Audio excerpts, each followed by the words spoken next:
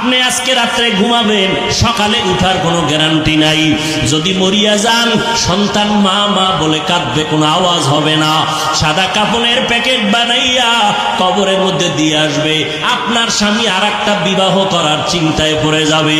সন্তানেরা 2-3 দিন কান্নার পর আর মায়ের খোঁজ খবর নিবে না। তবে যদি একজন কোরআন পড়াইয়া সন্তান দুনিয়াতে রাখিয়া যান, ওই সন্তান ডাক্তার হলেও আপনার জন্য দোয়া করতে ভুলবে না। সন্তানের যদি নামাজি কোরআন পড়নেওয়ালা বানাইয়া ইঞ্জিনিয়ার বানান, ওই সন্তান ইঞ্জিনিয়ারি চাকরি করার ক্ষেত্রেও কোরআন পড়িয়ে আপনাকে দোয়া করতে ভুলবে না। ও পর্দার আড়ালের আম্মা জানেরা, এখনো পারেন চেষ্টা করেন, তওবা করেন।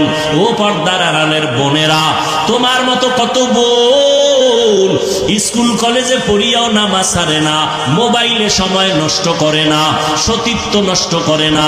মানুষের চরিত্র বড় অমূল্য সম্পদ। যার চরিত্র ভালো না, দুনিয়ায় কেউ তাকে পছন্দ করে না। ও বোনেরা, এখন থেকে তওবা করে চলো।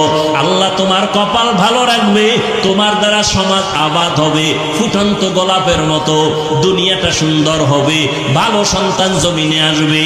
ও যুবক বাবারা, তোমার মতো যুবক আজকে চাকরি করে রে, আবার পুলিশ বিডিআরের নামাজ পড়ে, অভাব নাই। মনটারে বুঝাও রে বাবা, তুমি কেন পারবা না?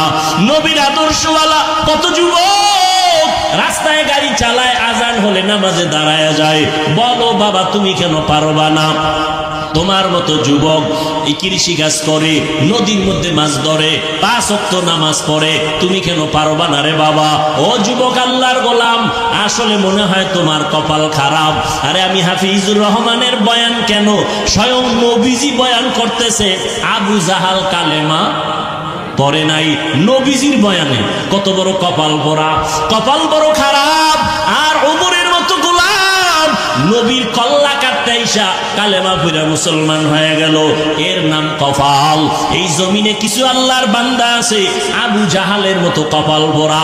হাজারো বয়ান করিয়াও, পাও ধরিয়াও যদি বুঝাই, ময়দানের বাইরে গিয়ে আবার বিরোধিতা, মোনাজাতে কোনো কান্না নাই।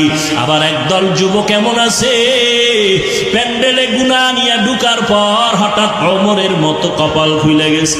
মনে মনে আমার মাওলারে কয়, মালিক, এই বয়সে তো গুনাহ কম করি নাই, কত মায়ের কাঁদাইলাম, এই জীবনে হাতের দ্বারা কত গুনাহ করলাম, চোখের দ্বারা কত গুনাহ করলাম, কত নামাজ ছাড়লাম, বেপরদায় চললাম, কত মেয়ের চরিত্র নষ্ট করলাম।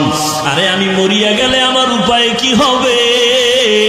আমার চেয়ারে আর একজন বক্তা বসে যাবে, আমার